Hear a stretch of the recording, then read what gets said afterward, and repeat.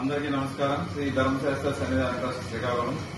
ఈ రోజు పలాసలో 22 సంవత్సరాల ఒక అబ్బాయి ఇండియన్ ఆర్మీలో పనిచేసిన ఒక అబ్బాయికి బి పాజిటివ్ ప్లేటెట్స్ ఎస్డిపి కావాలని శ్రీ ధర్మశాస్త్ర సన్నిధాన ట్రస్ట్ సంప్రదించగా మా ట్రస్ట్ లో ప్రధాన కార్యదర్శి అయినటువంటి పోరాడ శంకర్ గారి బి పాజిటివ్ ప్లేటెట్స్ ని న్యూ శ్రీకాకుళం బ్లడ్ బ్యాంక్ లో ఇవాళ డొనేట్ చేయడం జరిగింది.